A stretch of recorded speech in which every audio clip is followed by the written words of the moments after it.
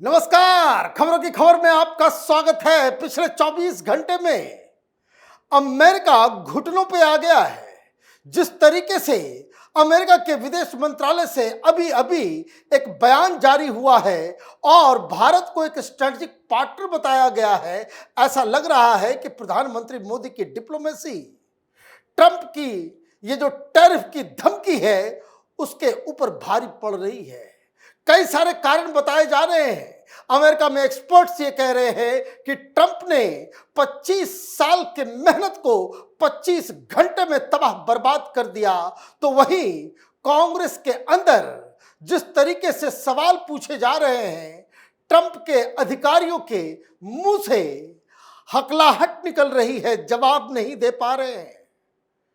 साथ ही साथ जिस हिसाब से चाइना ने रिएक्ट किया, ट्रंप को बुली बताया और एक मूवमेंट प्रधानमंत्री मोदी की तरफ से जिसमें रूस, China, India, Japan, Australia, south Africa और ब्राजील एक अलग तरीके का समूह, एक ग्रुप बनाकर टैरिफ की धमकी को नलिफाई करने की कोशिश कर रहे हैं, वो कामयाब होता नजर आ रहा है। मतलब डोनाल्ड ट्रंप के ऊपर दबाव अब इस बात के लिए हो रहा है कि आप अंदर भी घिर रहे हो, कोर्ट से भी घिर रहे हो, क्योंकि बहुत सारे कोर्ट केसेस चल रहे हैं और वहां का जो जुडिशियल सिस्टम, जो एक्सपर्ट्स हैं, सारे लोग बता रहे हैं कि ट्रंप के ये जो दादागिरी टैरिफ को लेकर के चल रही है उसे अनकॉन्स्टिट्यूशनल, इलीगल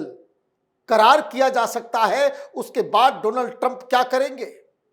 साथ ही साथ ये जो ग्रुपिंग्स बन रही है उससे परेशान चल रहे हैं। लेकिन पहले आपको एक वीडियो दिखाते हैं और ये वीडियो है कि वहां की जो कांग्रेस कमेटी के अंदर जिस तरीके से टैरिफ के ऊपर सवाल किए जा रहे हैं वहां क्या चल रहा है, इसे जरा देखिए, सुनिए कि किस तरीके से डोनाल्ड ट्रंप के अधिकारियों की ग्रिलिंग हो रही है। What's the tariff on bananas? Americans, by the way, love bananas. We buy billions ये of पूछा जा रहा them a है year.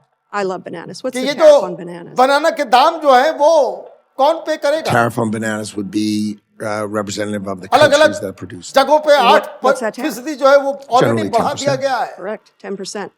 Walmart has already increased the cost of bananas by 8%. As countries do deals with But the us, that will cost go is to on the zero. American consumer now and on the businesses with the confusion now. There's no uncertainty if you build in America and you produce your product in America, there will be no tariff. We can't So the produce concept bananas in of building America. in America and paying no tariff We cannot- is very, very clear. We cannot Fighting for build imports, bananas in obviously. America. Who और pays ये जो tariffs? Sorry, well, दूसरे Who भाई pays साहब है, tariffs? Sorry, Mr. Secretary, please. Excuse me. ये The question is very simply, secretary who है। pays tariffs, Mr. देखिए Chairman? कैसे बोलते I'd like बंद हो him to गई। answer that question. Well, He wants to answer other questions. well, Congressman, if the Congressman, if the exporters, dislike tariffs so much, why wouldn't they? If I think what you're trying to get me to say. Did you remember the is question? I'm not sure you did. Who pays tariffs? That जवाब नहीं है, it's a जवाब very बिल्कुल नहीं है complicated इनके पास। question. Reclaiming my time. People pay tariffs, right? no, reclaiming my no, time, Mr. Secretary. no, Reclaiming my time, Mr. Secretary. Reclaiming my time. You no, clearly sir. aren't going to answer. I'm not going to waste my time having you Yeah, go, no, sir. Mr. Secretary, the reclaiming, exporters can Mr. pay Chairman, I tariffs, asked reclaiming my importers can time. pay. So I'll ask one more time, who pays tariffs? ये लगातार Sir, the हकला रहे history would देखिए show that it is a तरीके से कर रही है? complicated mix of who pays the tariffs over various times. So that's exactly the problem. If your answer, and you are a very educated person, you have a very impressive bio, cannot answer the question who pays tariffs because you won't answer that, and you say it's a complicated issue, it's not complicated. Consumers pay Trump's tariff tax. That's the reality. तो ऐसे घिरे हुए हैं, ये इस तरीके से घिरे हुए हैं डोनाल्ड ट्रंप के लोग, वहां का एडमिनिस्ट्रेशन, और दूसरी तरफ हिंदुस्तान की डिप्लोमेसी इस कदर चमक रही है कि पूरी दुनिया, इवन जिन देशों ने डोनाल्ड ट्रंप के साथ बाकायदा अपनी ट्रेड डील को पूरा भी किया है, उनका भी समर्थन प्रधानमंत्री मोदी को मिल रहा है। कई सारे लोग प्रधानमंत्री मोदी नहीं है कि जो सीधे सीधे पंगा ले ले। तो ये सारी चीजें चल रही है और अमेरिका के अंदर भी ये अब समझ में आ रहा है कि ये चूक हो गई, गलती हो गई। और इसलिए आज जब विदेश मंत्रालय की तरफ से प्रेस कॉन्फ्रेंस किया गया तो वहां क्या कहा गया? The US state department reaffirm that India is a strategic partner and emphasized that two countries remain engaged in a full and frank dialogue. Even as tension persists over a continuing tariff dispute following Donald Trump's recent aggressive statement about taxing Indian imports. In response to a question about whether China and other BRICS nations are attempting to lead a collective pushback against US trade measures, Tommy Pigott, principal deputy spokesperson of the US Department of State, noted that discussions with India will continue. He said, India is a strategic partner and we are committed to a full and frank dialogue. This engagement will continue. लीजिए, ये दबाव है कि पूछा जा रहा है कि भाई आपने कैसा काम कर दिया कि प्रधानमंत्री मोदी इन्होंने तो पूरा का पूरा एक गिरोह खड़ा कर लिया है अमेरिका के खिलाफ। ये तमाम देश अगर एक साथ आ जाएंगे फिर क्या होगा? तो वहां विदेश मंत्रालय की तरफ से कहा जा रहा है कि नहीं, अभी इंडिया के साथ हम लोग बातचीत करेंगे। अभी बातचीत खत्म नहीं हुई है क्योंकि 27 अगस्त से ये 50% वाला टैरिफ लगेगा। हम ऑलरेडी बातचीत कर रहे हैं। तो इसका मतलब क्या है? इसका मतलब यह है कि हिंदुस्तान बहुत ही साइलेंटली अमेरिका को घेरने में कामयाब होता नजर आ रहा है। पुतिन साहब हिंदुस्तान आ रहे हैं, प्रधानमंत्री मोदी चीन और जापान जा रहे हैं, ब्राजील के प्रेसिडेंट लूला साहब का फोन आया और उन्होंने डिक्लेयर कर दिया कि तमाम देशों को एकजुट एक साथ आना पड़ेगा इस बुली, ये दादागिरी को खत्म करने के लिए।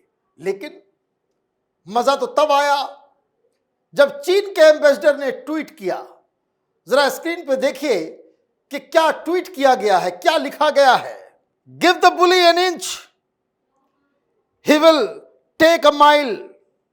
लीजिए, साफ साफ लिख रहे हैं चाइना के एम्बेसडर कि जो बुली होता है, किसी गुंडे को आप 1 इंच दोगे वो पूरा का पूरा हथियाने की कोशिश करेगा। आगे उन्होंने एक स्क्रीनशॉट दिया। क्या लिखा हुआ इसमें? Using tariffs as a weapon to suppress other countries violates the UN charter, undermines WTO रूल्स and is both unpopular and unsustainable। और ये उन्होंने नीचे जो कोट लिखा है वो बताया है कि चाइना के फॉरेन मिनिस्टर वैंग ली और ब्राजील प्रेसिडेंट लूला के चीफ एडवाइजर सेल्सो एमोरिम के बीच जो बातचीत हुई है वो इस स्तर पे हुई है। ये सारी बातचीत हुई है।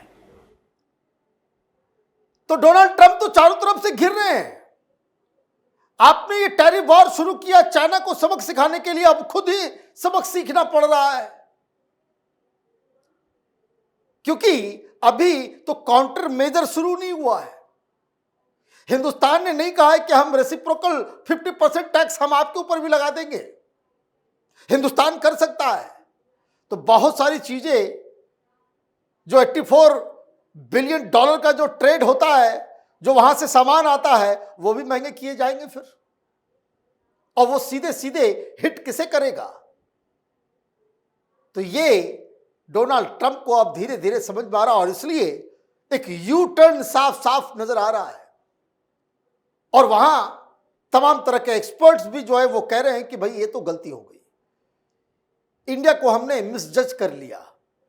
इंडिया को आप कोरिया, वेनेजुएला, क्यूबा या कंबोडिया, थाईलैंड की तरह अगर आप ट्रीट करोगे तो ये हिंदुस्तान तो बर्दाश्त नहीं करेगा। ये जो वॉर जो किया डोनाल्ड ट्रंप ने वो गलत दिशा की ओर जा रहा है।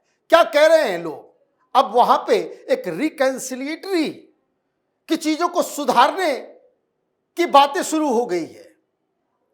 कल तक हेकड़ी दिखाई जा रही थी, अब तमाम अमेरिकन और ये थिंक टैंक्स वगैरह सारे लोग जो हैं, अब वो ये कह रहे हैं कि नहीं नहीं नहीं, अभी बात करने से ये सुलझ सकता है।